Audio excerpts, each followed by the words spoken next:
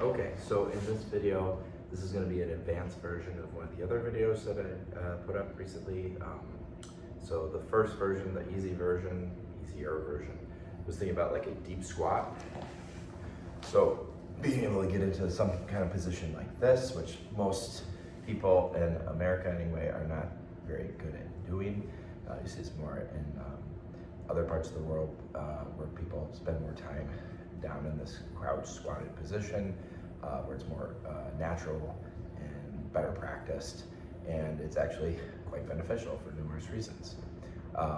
One of which is to rebalance the tension in the body. So specifically we're talking about the hip flexors in this video, but also the low back.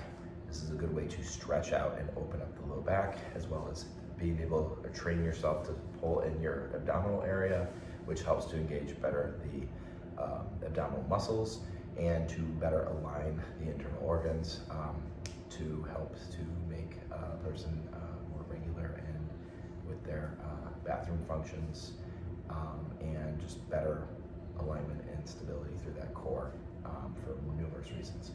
So here we go. We'll start off with the easy version, which is that basically you can, if you're not comfortable with balance, you feel like you might slip off. This is like a kitchen counter height.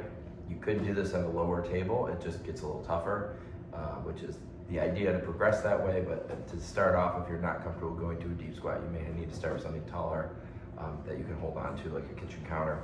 I'm going to do like a gecko grip with my hand flat on both sides, all the way up to my elbows on this surface. And I'm going to sit back like a skiing position and try, basically I'm pushing back, straight back in like a number 7, like almost like a 90-degree bend.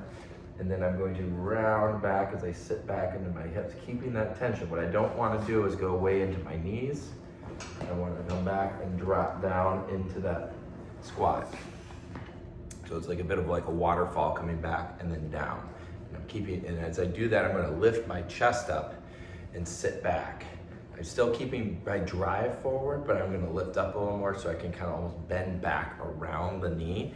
And that's where we're going to get stretching one muscle in particular, which is one of the hip flexors that is also a quadriceps muscle, that is the rectus femoris. Now, the advanced version does do this bilaterally. This is where you're really going to feel, unilaterally on one side at a time, where you're really going to feel that stretch because of the position we're going to put the leg in. So this is more of a general kind of opening where we can disengage those hip flexors and get more activity into the core and the gluteal muscles to load and align.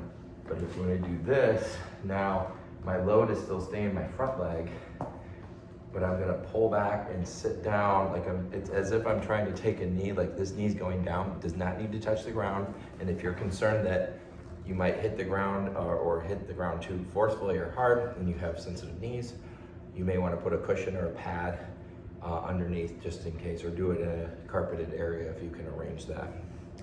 Or just like if you have a pad or something that helps to de-stress your feet if you're in the kitchen. Okay, so I'm gonna pull back, keep my chest up and kind of dip back. Now the farther back I go, I'm just gonna kind of slide my toes back, and I'm gonna get a good grip here again. Like keep your elbows on the table if you're not comfortable, but if you are more comfortable and not afraid of balance, or any balance issues or falling, you can kind of bend back and come down to that knee. And that's where really that tension, and it's actually the pelvis. We want to think about that posterior tilt of the pelvis that really stretches that. That's where bending the knee and coming down. Just make sure it's not straining your knee too much or causing pain.